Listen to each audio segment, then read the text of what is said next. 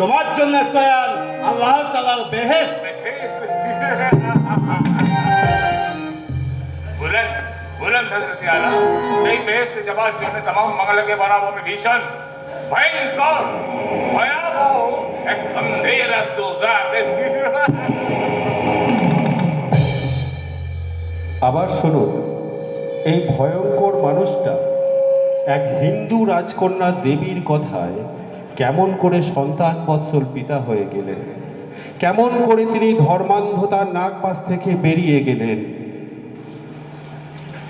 গাজা গাজা হয়ে গেছে বা নামাজ ভেঙে চুরমার হয়ে গেছে মাদিনের একাগ্রতা দিন যখন হাওয়া মন ছাড়িয়ে কাবা কাবাস্তারি পরে আল্লাহ তাআলার দিকে ছুটছে ঠিক তখনই সেই হিন্দু দেবী চিৎকার করে এসে বলল, আপনি কোথায় আবার করবেন? আপনার পবিত্র ইসলামী মানুষকে হত্যা করাই বুঝে আপনার ধর্ম, মানুষকে ধর্ম যেতে করাই বুঝে আপনার ধর্ম। যে ধর্মের সহনশীলতা না থাকে সে ধর্মে ধ্বংস অনিবার্য। মিথ্যা কথা না, মিথ্যা নয়। আপনি কি জানেন কাল থেকে আপনার জেনানা হাজতে আগে কিন্তু জল পর্যন্ত আমি পাইনি। অনেক পর হৃদয়ে পেট পুড়ে গেছে, তেষ্টাই গলা শুকিয়ে গেছে, হাত জোর করে খাদ্য পানীয় চেয়েছিলাম, বিনিময়ে পেয়েছি চাবুক, থুতু, পদাঘাত। বলুন তো, আমি যদি আপনার মেয়ে হতাম, বলুন তো আমি যদি আপনার মেয়ে হতাম, পারতেন এভাবে মেয়ের উপর অত্যাচার করতে? বলুন। জরুর পারতাম। একটা নাদান শিশু, একটা ফুটফুটে বাচ্চা যেমন তার মায়ের উপর মধুর অত্যাচার করে মাকে অতিষ্ঠ করে তোলে, আমিও তেমনি তোকে অত্যাচারে অত্যাচারে অতিষ্ঠ করে তুলবো। তুই তোর এই দামাল ছেলেকে সামাল দিতে পারবি না। আপনি কে বঙ্গেশ্বর? বঙ্গেশ্বর নই, এখন শুধু বাপজান। কে আছো ভাইয়া? একবার সুজাউদ্দিনকে ডেকে দাও। আদেশ করুন মঙ্গেশ্বর। বঙ্গেশ্বর নয়, আমি এখন শুধু বাপজান, তাই তোমাকে আমার আদেশ নয়, আমার অনুরোধ। তুমি আমার হিন্দু কন্যা দেবীকে বিবাহকে দামে করে সসম্মানে বহুত ইজ্জত দিয়ে দিনাজপুরে পৌঁছে দিয়েছো। এবার আমি বঙ্গেশ্বর, তাই আমার আদেশ। পথে যেতে যেতে যেখানে দেখবে যে হাত যুদ্ধের দুর্গন্ধ, সেখানে বলবে আজ থেকে যে হাত যুদ্ধ খতম, আজ থেকে হিন্দু মুসলমান দুশ্মন নয়, দোস্ত, ভাই, ভাইজান। আর ये जब मुर्शिद को लिखा हुक्म है। জীবনের শেষ প্রান্তে তিনি দেবী ও তার ভালোবাসা ধৈর্যটি মঙ্গলকে মেলানোর কত চেষ্টা করলেন, কিন্তু মিলন করাতে পারলেন না। দুজনেই মারা গেলেন। তখন বিধ্বস্ত ক্লান্ত মুর্শিদ কুলি খান আক্ষেপের সুরে কি বললেন? বলুন মঙ্গেশ্বর। অনেক চেষ্টা করে আমি ওদের দুজনে মিলন ঘটাতে পারলাম না। আমার কবর আমি নিজেই খুঁড়ে রেখেছি সুজাউদ্দিন। আমার মৃত্যুর পর আমাকে সেখানে কবর দিয়ে তুমি সেই কবরের গায়ে লিখে দিও, ওগো আগামী দিনের মানুষ, তোমরা তোমাদের পদধূলি আমার কবরে রেখে আমাকে যেন ক্ষমা করো, ক্ষমা করো। মঙ্গেশ্বর,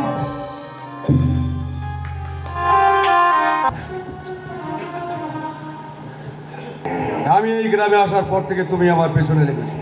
অনেক লোকে অনেক কথা বলেছে, কিন্তু আমি কোনো গুরুত্ব দিইনি। কিন্তু আজ আমি জানতে চাই, তুমি কি আমার পেছনে লাগতে চাও? আর যদি ভালো কাজ করতে চাও তো এসো, তোমার সঙ্গে হাত মেলাবো আমি। শোনো শিব বারুজ্জে, এই গ্রামে আসার পর থেকে তুমি আমার পিছনে লেগেছো।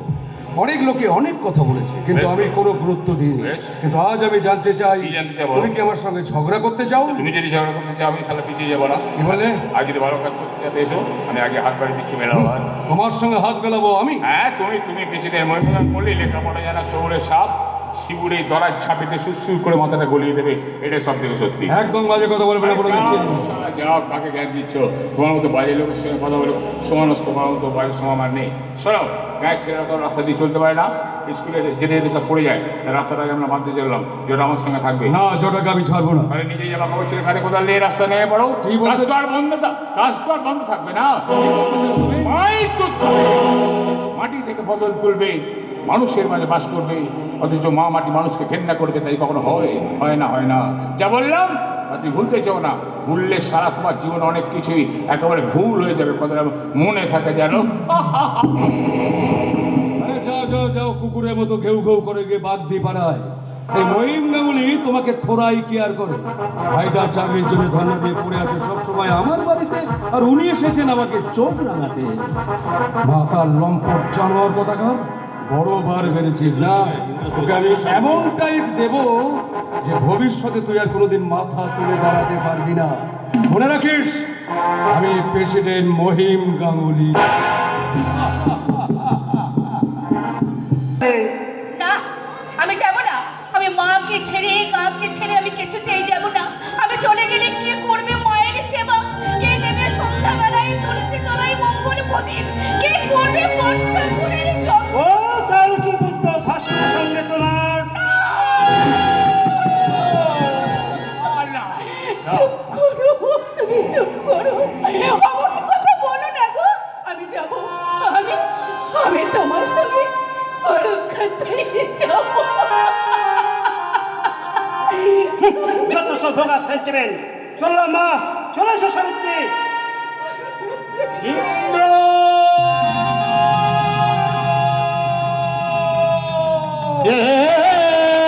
রাম সীতা গেল বনবাসে, কৌশল্যা জননী কাঁদে, মরমে মরিয়া মরিহায় রে। রাম সীতা গেল বনবাসে, রাম সীতা গেল বনবাসে,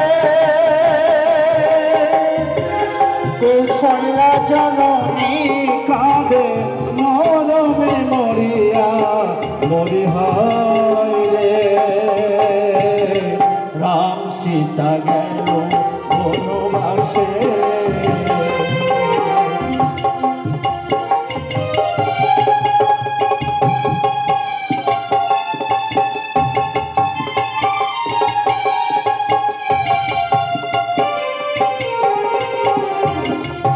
জনক দুহিতা সীতা বনবাসে যায়, অনেক দাঁড়ায় পিছু ফিরে যায়।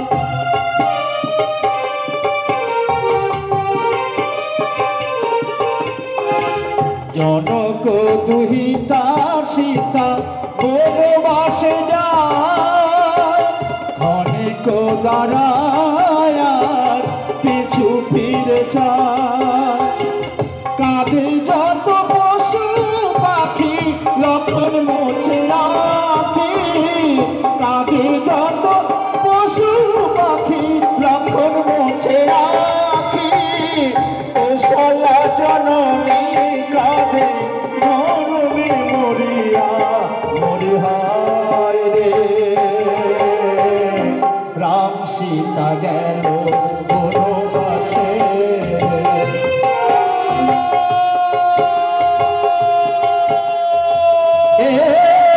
রাম সীতা গেল বনবাসে।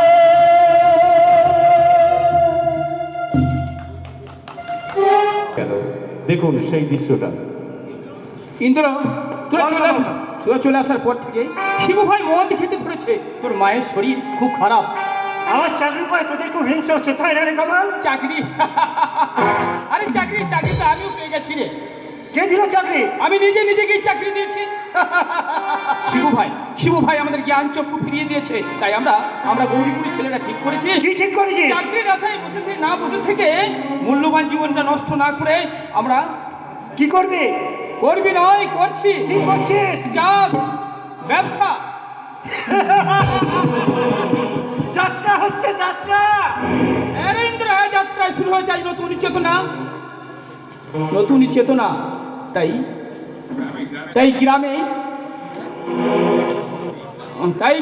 গ্রামে তোদের নগর সভ্যতার পবিত্র সূতিকাগার। আজ তোরা গ্রামে ফিরবি না জানি, কিন্তু একদিন না একদিন তোদের মতো অসংখ্য নগরবাসীকে ক্লান্ত হয়ে গ্রামে ফিরতে হবেই হবে। কামাল ওরে, গ্রামে ছায়া আছে, মায়া আছে, মাটি মায়ের বুকে আছে শস্যের সম্ভাবনা। তাই সবুজ বিপ্লবের নবজাগরণের মিছিলে একদিন তোদের মতো অসংখ্য নগরবাসীকে সামিল হতে হবে, হতেই হবে।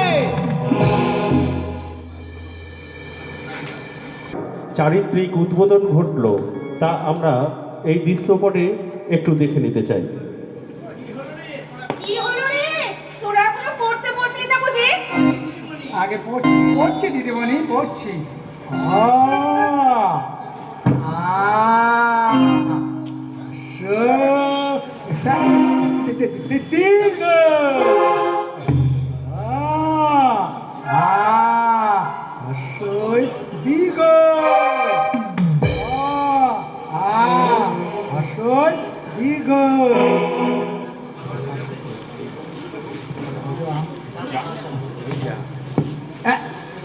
এই যা, কি হলো? সর্বনাশ হয়ে গেল। কি হলো? আমার ঠিঙে বিলি নাই। আমার কাছে আছে দেবো। হ্যাঁ হ্যাঁ দেখ। আরে না না না না না না, এখন থাক। শোনো, তোমরা সবাই বাড়ি যাও, কালকে তো সকাল সকাল আসবে, আমিও সকাল আসবো। দাদা, কাল থেকে তোর এখানে আসা হবে না। হ্যাঁ, আমি তোকে অনেকবার বারণ করছি, কিন্তু তুই আমার কোনো কথাই শুনতে চাসনি। তাই আজ আমি তোর মুখ থেকে শেষ কথাটা শুনতে চাই। মন্ত্রী শেষ কথা শুনতে চাইছেন। এখন তুমি এখানে নাইট স্কুলের পরামর্শ আমি দিয়েছিলাম, কাল থেকে বাঁধের কাজ শুরু হবে, তাই দেখতে এসেছিলাম কর্মীরা কতটা তৈরি হয়েছে। হ্যাঁ, ভালোই তৈরি হয়েছে। সারা রাত মদ গিলে সব পড়ে থাকবে। ঘৃণা করবেন না মহিন্দা, অবজ্ঞা করবেন না। গ্রামের হাজার হাজার অনুন্নত মানুষকে আলোয় ফেরাতে হবে। ওরা কেউ আপনার পর নয়, হ্যাঁ, ওরা আমার সবাই আপনজন। তার চেয়েও বেশি। ওরা কেউ কিষান, কেউ মজুর। ওরা মাছ ধরে, জন খাটে, দাঁত মরে, কৃষি যন্ত্রপাতি তৈরি করে দিয়ে আমাদের সমাজ জীবনে সাহায্য করে। তার জন্য ওরা মজুরি নেয় না। মজুরি দিলে আপনি পারেন লাঙল চালাতে, মজুরি দিলে পারেন আপনি মাছ ধরতে, কাপড় বুনতে, জমি নিরাম দিতে। বলুন, মজুরি আপনি দয়া করে দেন? দেন না, দয়া কেউ করেন না। শ্রম দিয়ে ওরা মজুরি নেয়, আর আপনি মজুরি দিয়ে ওদের শ্রম কেনেন। কিন্তু এই প্রেসিডেন্ট মহিমগাগুলির বোন এই বাগদিপাড়ায় মাস্টারি করতে আসবে না, এটাই আমার শেষ কথা। মহিমদা ভুল করছেন। আসতে দিন, শত সহস্র চিত্রা শিব ঠাকুরকে আসতে দিন। ওরা আসুক, এসে এই গ্রামের গভীর অন্ধকার দূর করে জেলে দিক নতুন আলো। কিন্তু প্রেসিডেন্ট মহিমগাগুলির বোন আর কোনোদিন আসবে না। তো আমি তো এসেছি দাদা। ফিরবি চিত্রা, ফিরবি। যেদিন কলঙ্কের কালিতে তোর সারা দেহটা পুড়ে ছাই হয়ে যাবে, তখন তুই ফিরবি। লখাইদা, ও লখাইদা, সেই গানটা করো তো। মা আমার মাটি, আমার আমার মানুষ রে, সোনা সোনার আমার সোনার মানুষ রে। মা আমার মাটি, আমার আমার মানুষ রে, সোনা মাটি, সোনা সোনার মানুষ রে। মাটিতে সোনার গুঁড়ো ছড়ানো, গুঁড়ো ছড়ানো, গুঁড়ো ছড়ানো। পূর্ব ফসল মরব সফল, ফসল ফলানো, ফসল ফলানো। মাটিতে সোনার গুঁড়ো ছড়ানো, গুঁড়ো ছড়ানো, গুঁড়ো ছড়ানো। বতনা ফসল ফলাবো, ফসল ফলানো, ফসল ফলানো। মায়ের রাখি জল মুছিয়ে আইলে ছুটে আবার মাটি, আমার আমার মানুষ রে। সোনার মাটি, সোনার সোনার মানুষ রে। আমার মাটি, আমার আমার মানুষ রে।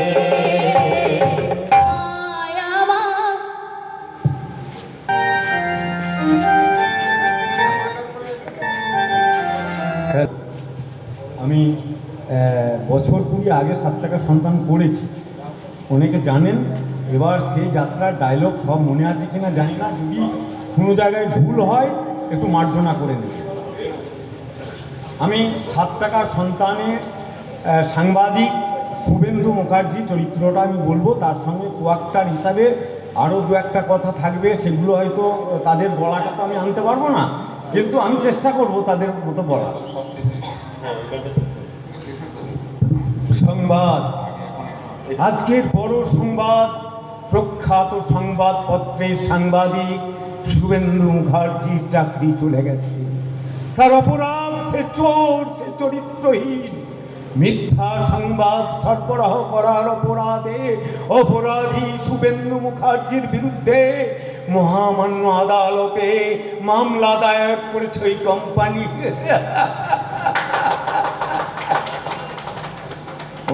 2022 তুমি হাসছো না কাঁদছো? কেন তুমি বুঝতে পারছো না? 1937-এ সাংবাদিকরা হাসতো না, 1937-এ সাংবাদিকরা কাঁদতো না। হাসি কান্নার মাঝখানে তারা সংবাদ সরবরাহ করতো নির্ভয়ে নির্ভীকভাবে।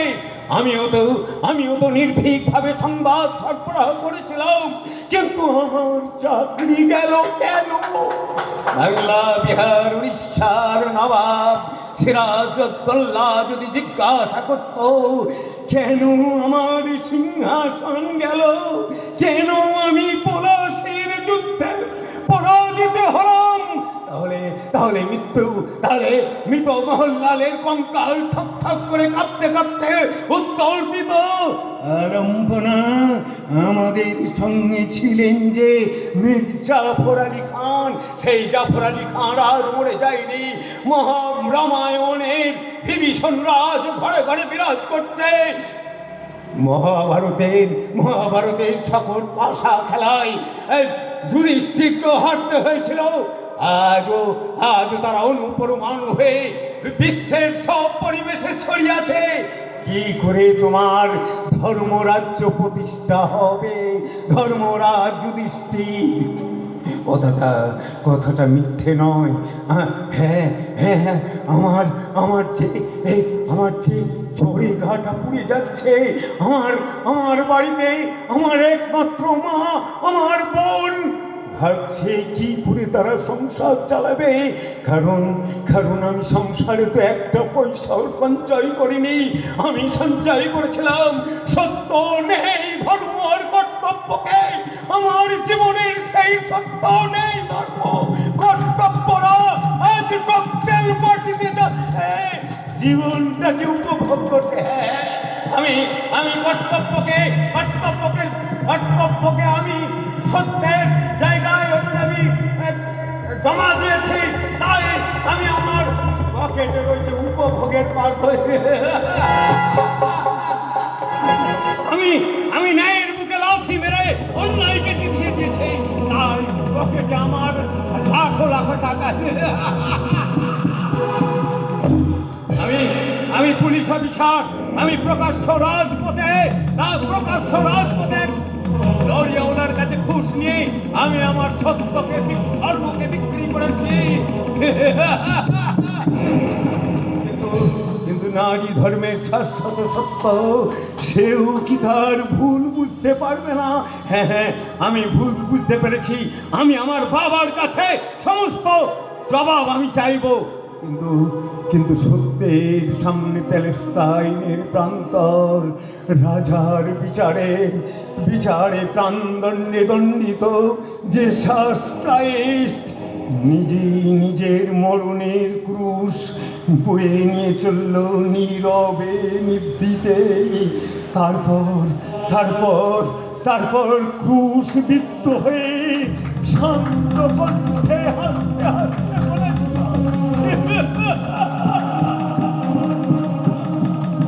ঈশ্বর ওরা জানে না ওরা কি করছে, ওদের তুমি ক্ষমা করো।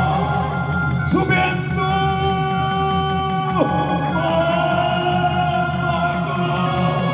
ঝরে যে দুর্গা পুড়ে যাচ্ছে বাবা, শরীর নয় মা, আমার জীব দেহ মন আজ ক্লান্ত। আমি জীবন যুদ্ধে ক্লান্ত পথিক। তোমার ওই শান্ত কোলে আমাকে একটু স্থান দাও মা। আয় আয় বাবা শুভেন্দু আয়, পথের ক্লান্তি ভুলে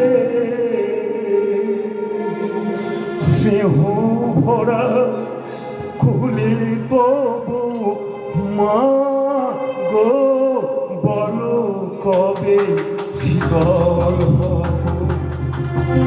কত দূর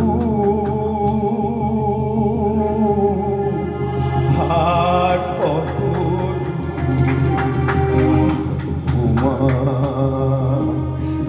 পথের ক্লান্তি ভুলে স্নেহ ভরা কোলে তবু মা গো বলো কবে শীতল হব, কত দূর আর কত দূর বলো মা। আধারে ভুকুটিতে ভয় নাই, বলো যদি তোমার চরণে আমি পাবো ঠাই। আধারে ভুকুটিতে ভয় না, জানি তোমার চরণে জানি পাবো ঠাই। এ পথ চলিতে যদি কাঁটা বিধে পায়, হাসি মুখে সে বেদনা সব কত দূর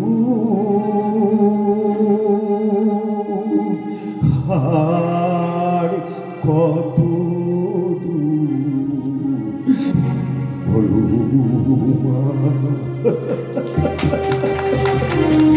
নমস্কার।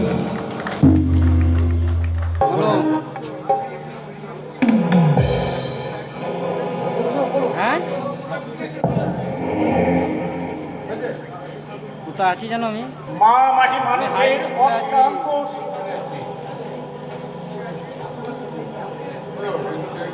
ঠিক আছে আমাদের ব্যাপার, ওর মধ্যে আমার তো চিন্তা করার দরকার নেই। আমি এসেছিলাম একটা অন্য কাজে। অন্য কাজে? আরে বাবা, এই ভিডিও অফিসে তুমি ছাড়া আপনজন আমার কি আছে বলো? তবে কথাটা কিন্তু খুব জরুরি এবং গোপন। জরুরি এবং গোপন কথা বলবেন, অথচ আরে বাবা শুনুন, আমি বলছিলাম কি ওই নদীর ধারের বাঁধটা মানে তাহলে হবে নিশ্চয়। হ্যাঁ, আমার 2 বিঘে ভালো জমি নষ্ট হয়ে যাবে। ওখানে জমি কোথায়? সবই তো ডাঙা। আরে বাবা, ডাঙা কেটে জমি করতে আর কতক্ষণ? তার মানে আরে বলছিলাম কি মানে ওই যদি ওই কাজের ঠিকাটা আপনি আমাকে দিতে, মানে 20,000 টাকার কাজ হবে, মানে সরকার দেবে আর কি। আমি এই কাজটা করে দিতাম মাত্র 10,000 টাকার মধ্যে। বাকি 10,000 টাকা তুমি আর আমি 50-50।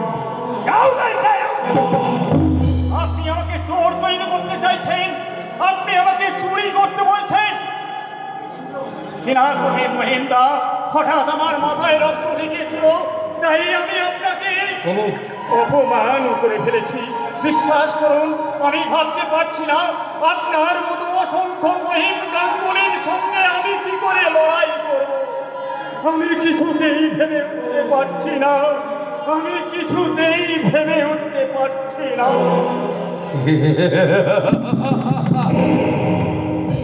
কত দূর হাঁটবে কমল বাবু? ঝড় উঠেছে, আকাশে প্রচন্ড মেঘ, বিস্তীর্ণ নদীরাও পথ ধরে হেঁটে চলেছে স্বপ্ন পথের পথি। বিদ্যুৎ চমকাচ্ছে, আর কিছু বৃষ্টি নামবে।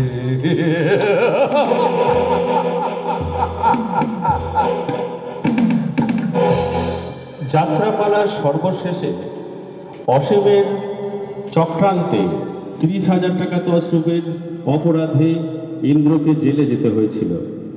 মায়ের চোখের জল শিবু সহ্য করতে পারেনি, তাই রায় মশাইয়ের কাছে হ্যান্ড নোট লিখে নিয়ে 30,000 টাকা নিয়ে ভাই ইন্দ্রকে জেল থেকে ছাড়িয়ে এনেছিল। এই সময় সাবিত্রীকে সামনে এসে অনুতপ্ত ইন্দ্র ও সাবিত্রীকে কি মর্মস্পর্শী সংলাপের মধ্যে তুলে ধরলেন লেখক, সেই দৃশ্যটা একটু দেখে নেব। জীবনটাকে আমি বড় দেরি করেছিলাম সাবিত্রী। সাবিত্রী তুমি আমাকে ক্ষমা করো, সাবিত্রী তুমি আমাকে ক্ষমা করো। তোমার গায়ে আছে কালি লেগেছে, সেই কালি আমি আমার অনুশোচনার গঙ্গা জল দিয়ে ধুয়ে দেবো। এসো সাবিত্রী, এসো, আমার হাতটা ধরো, আমরা দুজনে আবার সে গৌরীপুর গ্রামে ফিরে যাবো। না না গো না, তুমি আমাকে ছেড়ো না, আমি যে অশুদ্ধ। চোখের জলে আমি তোমাকে শুদ্ধ করে নেবো, কিন্তু আমি যে অপবিত্র।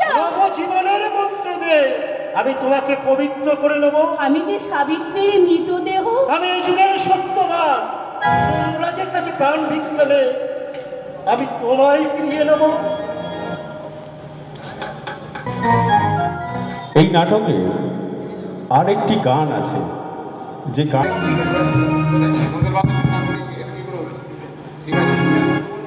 জলানিতে যাইবে হোলা কত দিঘির ঘাটে গো। জলানিতে যাইবে হোলা কত দিঘির ঘাটে। আকাশে তার মাটির কলসি, তার প্রদীপ তার বাংলা দেব। জলানিতে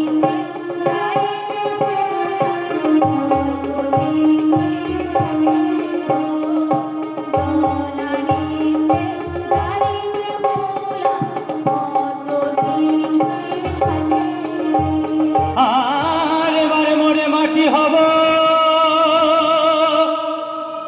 কোমর ভাইয়ে ঘরে যাব, মনের মতো কলসি হয়ে, মনের মতো কলসি হয়ে দুলব তোমার কাকে গো। এবার মরে মাটি হব, কোমর ভাইয়ের কাছে যাব। এবার মরে মাটি হব, কোমর ভাইয়ের কাছে যাব। মনের মতো কলসি হয়ে, মনের মতো কলসি হয়ে রব তোমার কাকে গো, রব তোমার কাকে। জলানিতে যাইবে হুলা কত দিঘির ঘাটে গো। জলানিতে যাইবে হুলা কত দিঘির ঘাটে।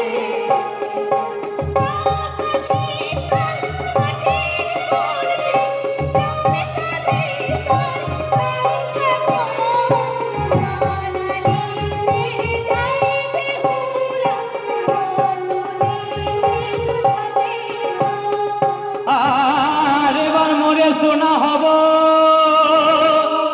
সাকরা ভাইয়ের কাছে যাব। আংটি চুরি কাকন হয়ে, আংটি চুরি কাকন হয়ে রব তোমার হাতে গো, রব তোমার হাতে গো। এবার মরে সোনা হব, সাকরা ভাই ঘরে যাব। এবার মরে সোনা হব, সাকরা ভাই ঘরে যাব। আংটি চুরি কাকন হয়ে, আংটি চুরি কাকন হয়ে রব তোমার হাতে গো, রব তোমার হাতে। জলানিতে যাইবে হুলা কত দিঘির ঘাটে গো। জলানিতে যাইবে হুলা কত দিঘির ঘাটে গো। চাকা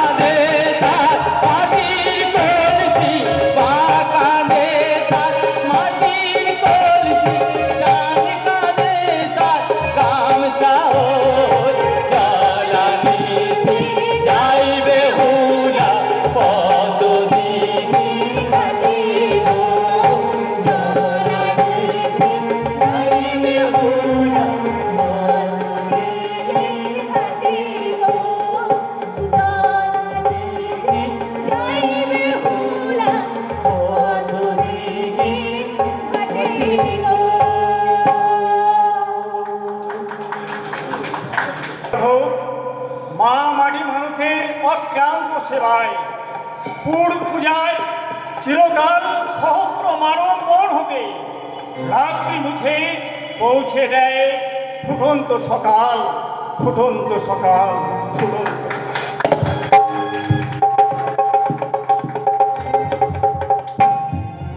অশ্রু দিয়ে লেখা একটি ঐতিহাসিক যাত্রাপালা। বাংলার 1377 সালের 11ই ভাদ্র দীননাথ দাসের বাড়িতে প্রথম অভিনীত হয়েছিল।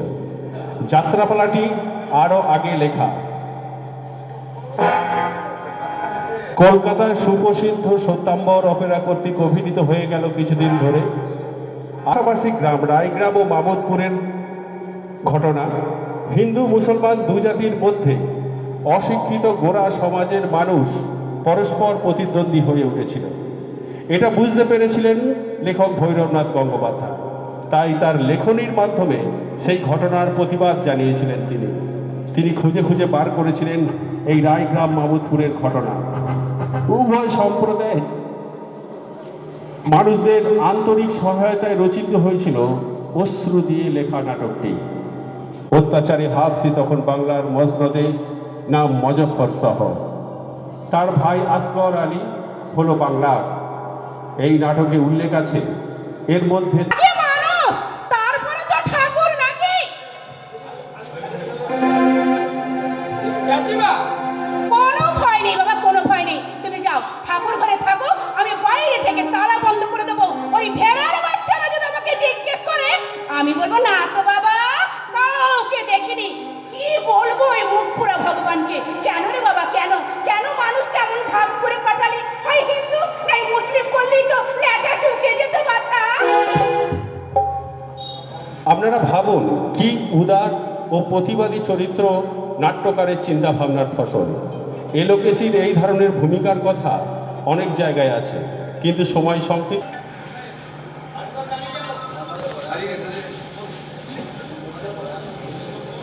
এত নিচ তোর মন, এত ছোট তুই, এই আমার ভাই। তোকে আমি এমন শাস্তি দেব, তোমার দেওয়া শাস্তি বিবাধা পেতের বেজরা। তোকে আমি কারাগারে নিক্ষেপ করবো। তারপর কারাগার থেকে তোকে বার করবো। তোকে আমি জীবন্ত কবর দেবো। তবে হে বাংলার হাবশি সুলতান, তোমার দরবারে দিন বাঙালি রাজ, যেখানে পাশাপাশি মাথা উঁচু করে দাঁড়িয়ে আছে মন্দির আর মন্ত্রী, আমায় কবর দিও। সেই দুই মহাজাতি মহাসাগরের স্থানে আমি কবরের নিচে থেকে শুনবো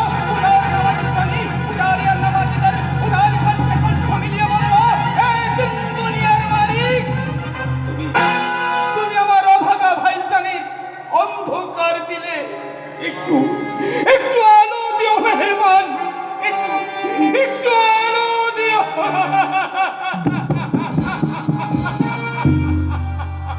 নাট্যকার চারিদিক অন্ধকার, আমাকে এখানে থেকে পালাতে হবে। আমি আর এখানে থাকবো না, আমি আর এখানে থাকবো না।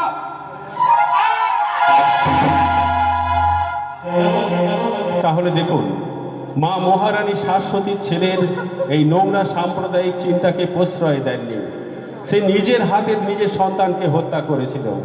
সবশেষে গোরাচাঁদের কথাই বলতে হয় রাজা আনন্দ রায়ের সঙ্গে গোরাচাঁদের কথোপকথনের অংশটুকু। আসুন আমরা ওই অংশটা একটু দেখে নিই। মহারাজ, এখনো সময় আছে মহারাজ, এখনো সময় আছে।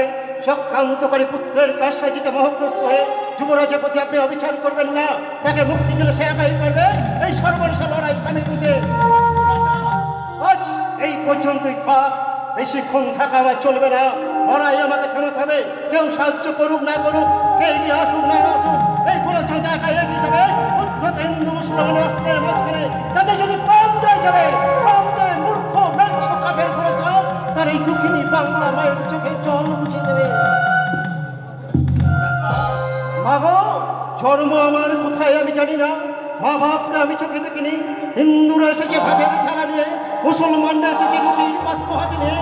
তাদের আমি কাউকে ফিরিয়ে দিইনি মাগো, তাদের আমি কাউকে ফিরিয়ে দিইনি। চোখ মেলেছে দেখছি বাংলার একটা অসংখ্য ছেলে, তাদের কারো পেটে হাত নেই, নেই কাপড়।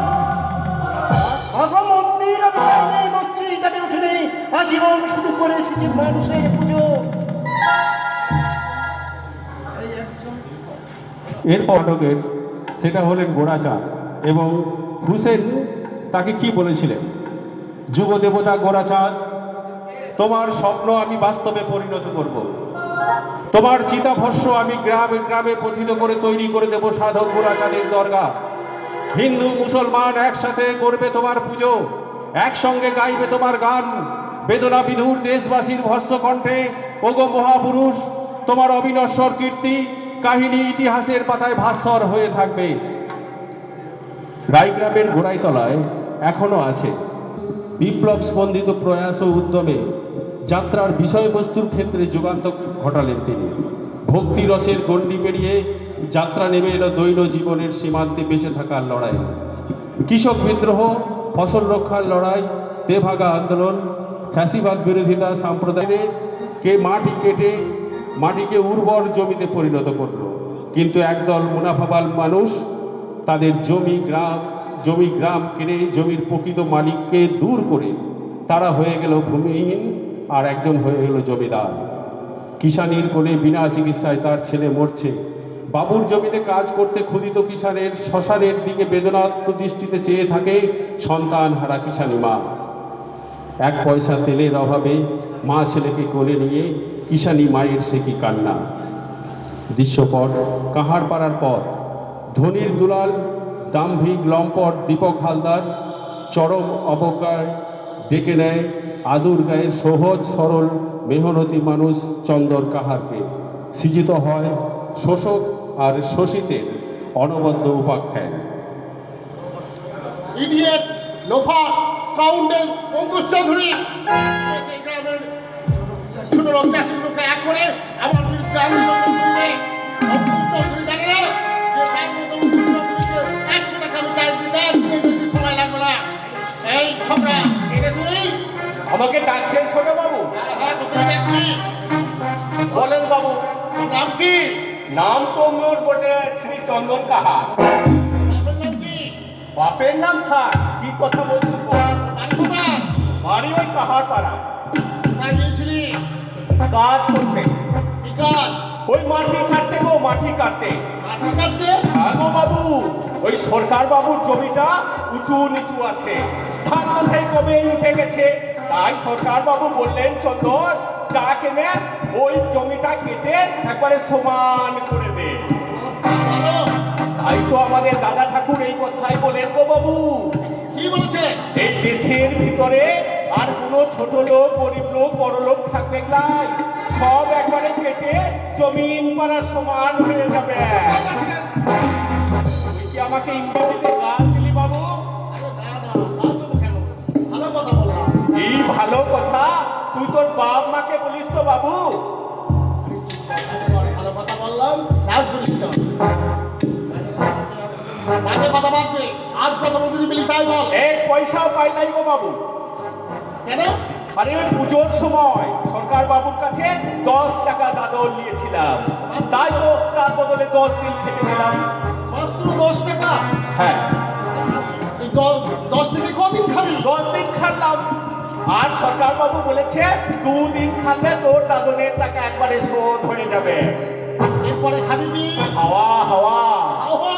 আগে হ্যাঁ গো ছোট বাবু, আমরা তো গরিব লোক আছি, ও হাওয়া খাওয়া আমাদের বস হয়ে গেছে। এক কাজ কর, এই নে 10 টাকা নে। তুই কি আমাকে দাদন দিচ্ছিস বাবু? না না, দাদন নয়, তোর কষ্টের কথা শুনে আমার মনটা নরম হলো, তাই 10 টাকা দিচ্ছি। তুই খুব ভালো রে বাবু, ভালো। তোর পায়ের ধুলো দে বাবু, পায়ের ধুলো দে। তোর কৃপায় আজ আমরা পেট ভরে ভাত খাবো বটে। সন্ধ্যাবেলায় বাগান বাড়িতে যাস কেন? যাবি তো? নিশ্চয়ই যাবো বাবু, নিশ্চয়ই যাবো। শুধু আজকালে রে বাবু, তুই এখানে যতদিন থাকবি বটে, এই চন্দর কাহার তোর কাছে গিয়ে তোর শ্রী চরণের ধুলা নিয়ে আসবে।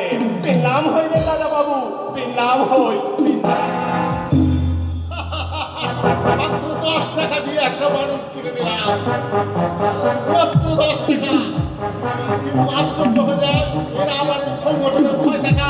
কিন্তু আশ্চর্য যে শক্তি এই নিরীহ কুত্তার মতো ছোট লোক বাচ্চাগুলো এদের এই জীবনের শক্তি দেখে আমার অদ্ভুত লাগে। ওই মেয়েটা ফটো তুলে তুলবে নাই। তুই আবার কে? এইবার তুমি আমাকে চিনো না, আমি ঝুমলি কাহার বটে। ঝুমলি কাহার? তোকে তো আগে দেখিনি কোথাও। হ্যাঁ গো বাবু, হ্যাঁ, বিশ্বাস তো আমারও হয় নাই। আমরা দেখা করা জানো মানুষ বটে, এমন জানোয়ারের করে কাজ কি করবে বটে? তার মানে এই দেখো, 10 টাকা? হ্যাঁ, এটা তো চন্দ্রকে দিয়েছিলি বটে। দাদা কি ক্ষতি হয়েছে? হ্যাঁ, কিছু করতে হয় নাই। আরে একটা জুয়ান মেয়ের শরীরে কাপড় খুলে গা ধুচ্ছে, তুমি ফটো তুলেছ, ক্ষতি হয় নাই। সারা অভাবে দরজা দিয়ে ঢুকে এই 10 টাকা দিয়ে তার ইজ্জত কিনে নিচ্ছ, টাকার কোনো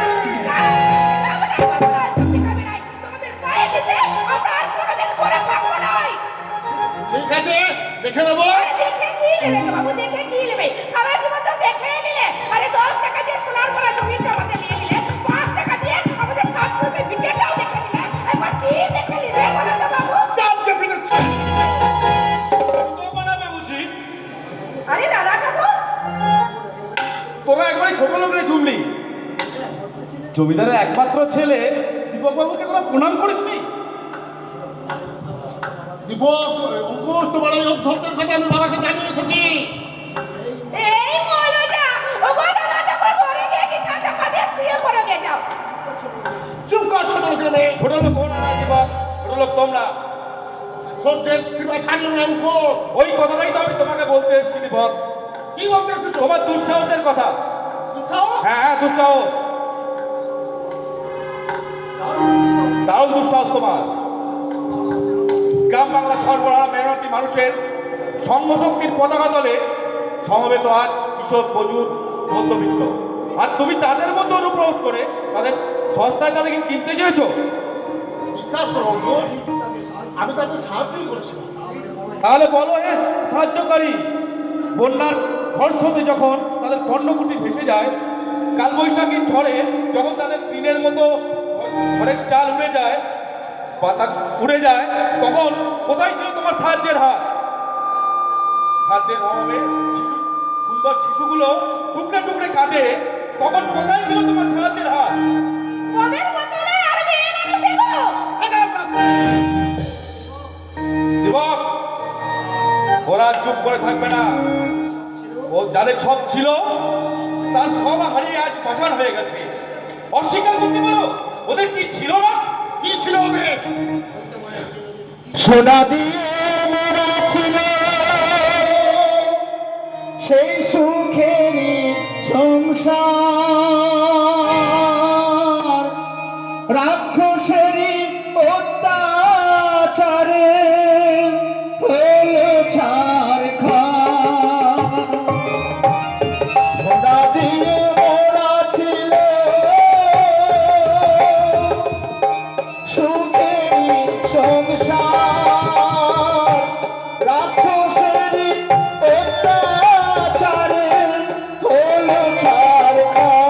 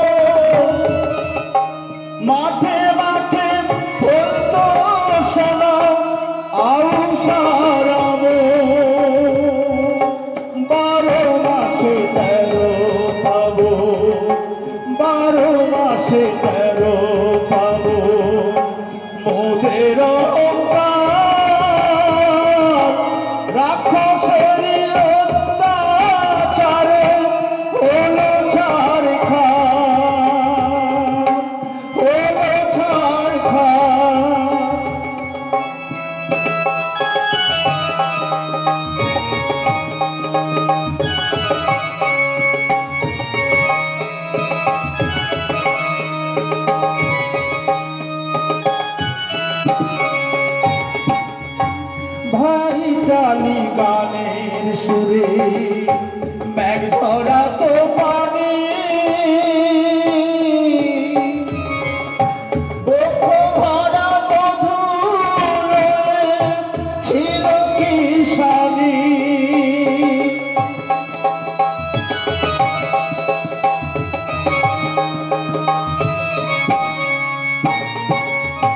ভাই জালি গানের সুরে মেঘ ধরা তো পানি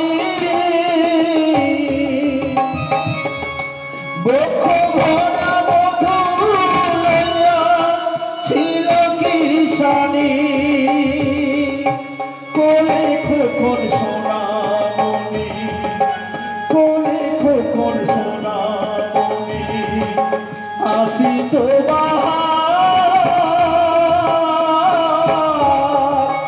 রাক্ষসেরি অত্যাচারে হলো ছারখার সোনা দিয়ে গড়া ছিল সুখেরি সংসার রাক্ষসেরি অত্যাচারে হলো ছারখার হলো ছারখার মোনামার মোনামার ও ও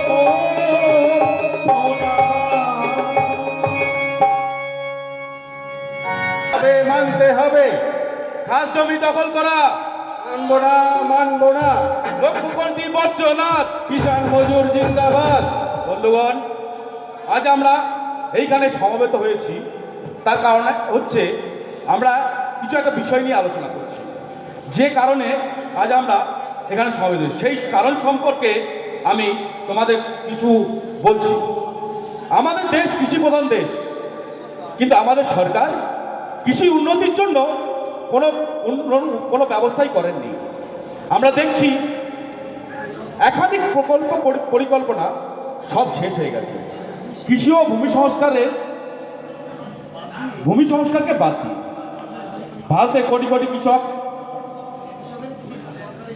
ভারতের কোটি কোটি কৃষকের প্রতি সরকারের বিমাতৃসুলভ আচরণ অথচ এই সর্বহারা কৃষকেরই ওপর চেপে আছে নানা ঋণের বোঝা সারা দেশকে যারা খাদ্য যোগাচ্ছে দুঃখের কথা তাদেরই ঘরে খাদ্যের জোগান নেই এত যন্ত্রণা এত অত্যাচার ওরা বুক পচে সহ্য করবো সইব না সইব না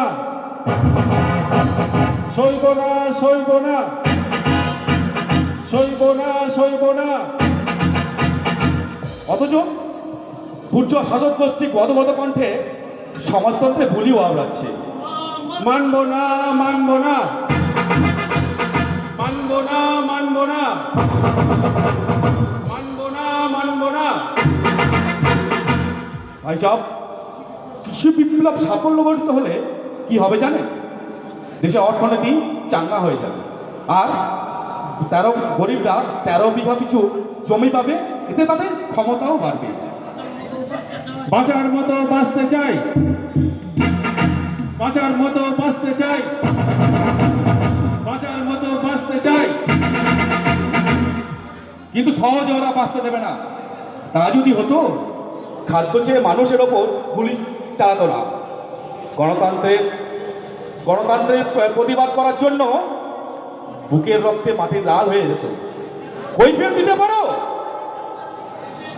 এই খাস জমি কেন না দখল করে বেনামি করে রেখেছে জবাব চাই জবাব চাই জবাব চাই জবাব চাই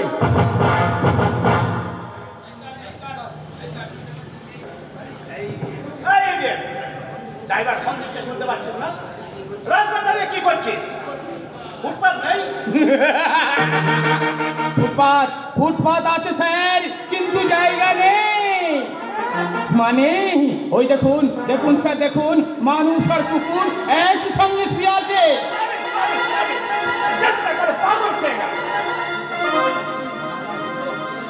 কিন্তু আপনাদের আজকের রেজাল্ট আপনি আমার কে চিনতে পারছেন না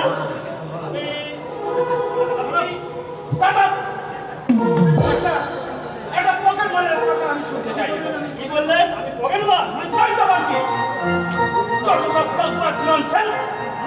আদার বোঝায়। নয়। কতদিন এই ব্যবসা চালাচ্ছ? হ্যাঁ? কতগুলো পকেট মেরেছো? পুলিশ ডাকবো? দাসের ডাকতে পারেন, কারণ ওরা তো আপনাদের আত্মীয়। তার মানে মানে চোরে চোরে মাস্ত তো ভাই।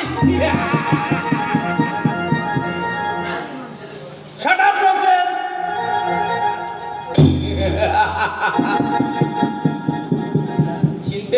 চিনতে পারলেন না স্যার? আমি সেই রবীন্দ্রনাথের 2 বিঘা উপেন পড়িনি স্যার। মনে ভাবিলাম মোর ভগবান রাখবে না মোহ করতে, তাই লিখে দিল বিশ্ব নিখিল 2 বিঘার পরিবর্তে। রবীন্দ্রনাথ কোথায় জানেন স্যার? তার সঙ্গে আমি দেখা করব, তাকে জিজ্ঞাসা করব কেন সেই সর্বহারা উপেনের মনে নেতিবাদ সৃষ্টি করে তাকে বিক্রি করে ছেড়েছিল। কেন সেই সর্বহারা উপেন জমিদার বাবুর বিরুদ্ধে বিদ্রোহ ঘোষণা করলো না? কবিকে পেলে বুঝিয়ে দেব। আজকের সেই লক্ষ লক্ষ উপেন আজ সংঘবদ্ধ হয়েছে বাগান বাড়ি বানাতে। 2 বিঘা কেন 2 কাঠা জমি ছাড়তে তারা রাজি নয়।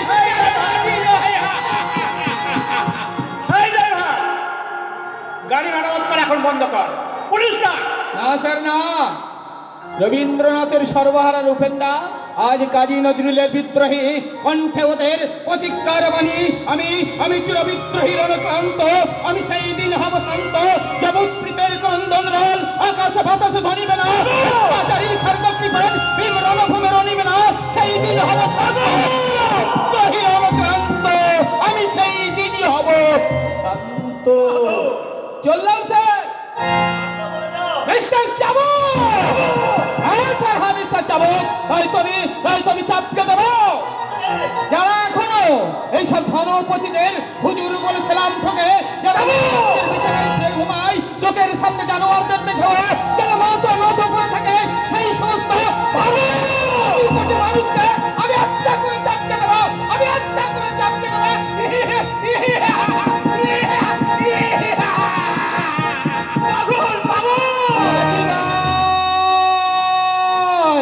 একটু সাবধান, শক্ত হাতে হাল ধরো, আমি আসছি।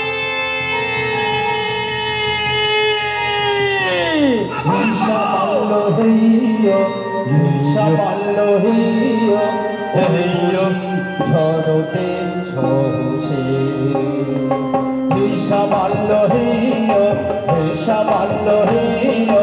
ওই বুঝি ঝরতে সহসে শব্দ হাতে ধরো বন্ধু হাত, শব্দ হাতে ধরো বন্ধু হাত, বাধারে জীবনে আছে হিসাবাল্য হে ওই বুঝি ধরতে সহসে হিসাবাল্য।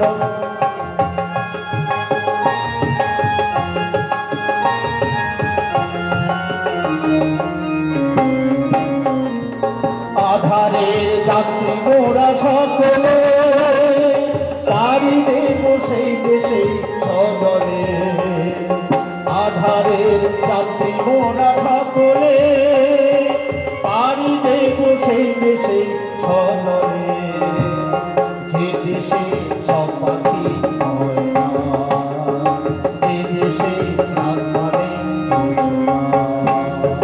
হিসাবাল্য ওই বুঝি ধরতে সহসে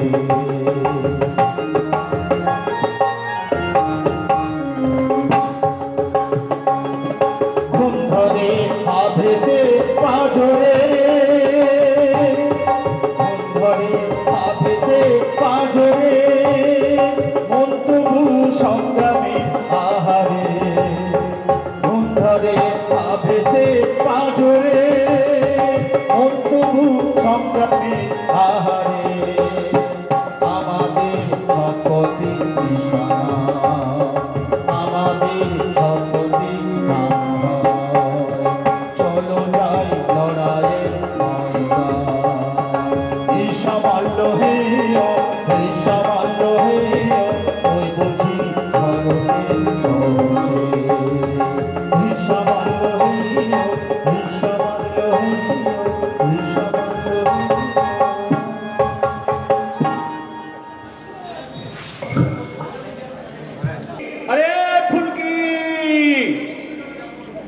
বললি পাখি? তুই কি বললি বটে?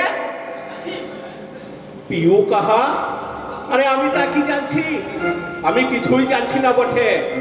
তুই খুঁজে দেখ না কেনে। ফুলকি, আরে ফুলকি। হবে তুই খুব শয়তান আছিস পাখি, আমার কথা শুনছিস নাই? তবে দিব এক কাঠ। মারিস না রে পাখি, তুই মারিস না। ছোটে বলছি আমার হাত। আরে আমার কথা তুমি শোন না কেন? নাই, তোর কথা আমি শুনবো নাই বটে। ও বাবা, গুসা বলছে। কেনে গুসা হবে কেনে? হ্যাঁ বুঝছি বুঝছি, তোর গুসা বলছে। আরে আমার কথাটাকে শুন না কেন? তবে বল। ও পাখি মারিস না কেনে? ও পাখি মিঠা পাখি, ভালোবাসার পাখি বটে, মারলে পাপ হয়, আকায় হয়। তাই বুঝি ও ওই রকম ডাকছে লয়? হ্যাঁ, তুই যেমন আমাকে ডাকিস ঠিক সেমনি করে ডাকছে বটে। বুঝলাম, কিন্তু তুই সারা দিন না কেনে? তুই জানছিস নাই তোকে না দেখলে আমার বুকের ভেতর থেকে চোট পাচট করে? তোর কা করে নয়, আমার কিছু করবে নয়। তবে চল থাকে ওই হিজুরদের দিহি।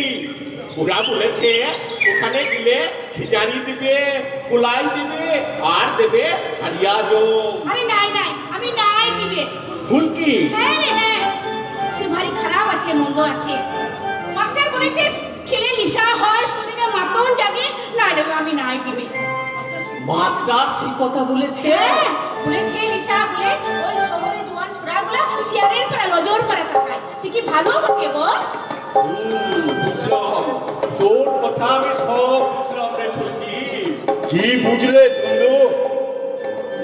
বুঝলাম লিসা করা কাজ আছে, পাপ আছে, কিন্তু মাস্টার মশাই ও লিসা আমরা কেনে করি? পাথর কাটলাম, জমিন বানালাম, ও জমিতে ফসল বুনলাম, আর সেই সব ফসল ও বাবুরা কেড়ে নিয়ে গেল। আমার খাবার লেগে কিছুই দিলে না বটে। আমার বিরাই খাবার নাই। পেটে ভুক লেগেছে, পেটের ভিতরটা ভুকে হাঁচড় ফাঁচড় করছে। এখন তুই বললাম মাস্টার আমি কি ছাই খাবে, মাছ খাবে? সারা দেশেরই এরকম অবস্থা বন্ধু। তাহলে তুই এখান থেকে চলে যা মাস্টার, তুই চলে যা। আমরা ওই মারাঙ্গুরুর স্থানে জিজ্ঞাসা করে নিব, শুধাইয়ে নিব। কি শুধিয়ে নেবে বন্ধু? এ তো দেবতা আছে বটে। আমাদের মানুষ তৈরি করলো, হাত করলো, মাংস করলো, মুখ করলো, পেট দিল, পেটে এক রাস ভুক দিল, কিন্তু খাওয়ার লেগে এক বিঘে জমি কেনে দিল নাই? কেনে দিল না এক মুঠো মাটি? দেবতা দিয়েছিল বটে, কিন্তু পুঁজিপতিরা কেড়ে নিয়েছে বন্ধু। হ্যাঁ মাস্টার, এবার আমরা ওদের কাছে জোর করে ছিনিয়ে নেব। বাহ ফুলকি বাহ, এই তো চাই, এই তো আজ দেশের প্রয়োজন। এমনি করেই দেশের সর্বহারা মানুষ সংঘবদ্ধ হও, আন্দোলন করো। ওই ভারসাম্যহীন সমাজ ব্যবস্থার উপকার গোষ্ঠীকে বুঝিয়ে দাও। জেগেছে আজ সর্বহারা দল, দিক দিগন্তে শো বেজে উঠেছে ঘুম ভাঙানোর মাসেই, আর দিকে দিকে শোনা যাচ্ছে দিন বদলের ডাক। কোথায় যাচ্ছেন মাস্টার? তোমাদের পাড়ায় কিরে মাস্টার? ওখানে মিটিং আছে, তোমরাও এসো। হ্যাঁ, চল আমরাও যাবো মাস্টার, চল আমরা চল। লাই লাই, আমি ওখানে যাবো লাই বটে। আজ তো তোমাকে হবেই বন্ধু, আর এই পথই আসতে হবে সমস্ত মানুষকে। এই পথই পৌঁছে দেবে অভূতপূর্ব গণ আন্দোলনের পতাকা তলে। প্রত্যেকটি মন্ত্র মুগ্ধের মতো পৌঁছে যাবে ওই লড়াইয়ের ময়দানে। হ্যাঁ লড়াই, স্বাধিকার আদায়ের লড়াই, মর্যাদা রক্ষার লড়াই। এ দেশ আমাদের দেশে আমাদের বেঁচে থাকার ন্যায় সঙ্গত লড়াই। যারা আজ সুখী সমৃদ্ধ সংসারে তুলেছে কান্নার কোলাহল, যারা স্বর্ণ পশু মাটিতে সৃষ্টি করেছে কৃত্রিম দুর্ভিক্ষের হাহাকার, যারা কেড়ে নিয়েছে তোমাদের মিষ্টি মধুর হাসের হাসি, যারা থামিয়ে দিয়েছে লোক উৎসবে মাতাল করা মাদক, ওই পাষাণ কালার আগল ভেঙে তুতি টিপে বলবে সবেই লড়াই লড়াই লড়াই চাই, লড়াই করে বাঁচতে চাই, এ লড়াই বাঁচার লড়াই, এ লড়াইয়ে জিততে হবে, এ লড়াইয়ে জিততে হবে। করবইল ভগবান ভেঙে ফেল করগলবান রক্ত জমার শিকল পূজার পাশান বেদি। করবইল ভগবান ভেঙে ফেল করগলবান রক্ত জমার শিকল পূজার পাশান বাজি। তরুণ নিশান বাজা তোর কলই নিশান ধ্বংস নিশান তরুণ বাজির বেদি। করবইল ভগবান করবইল ভগবান ভেঙে ফেল করগলবান রক্ত জমার শিকল পূজার পাশান বেদি। রক্ত জমার শিকল পূজার পাশান বেদি। রক্ত জমার শিকল পূজার পাশান বেদি।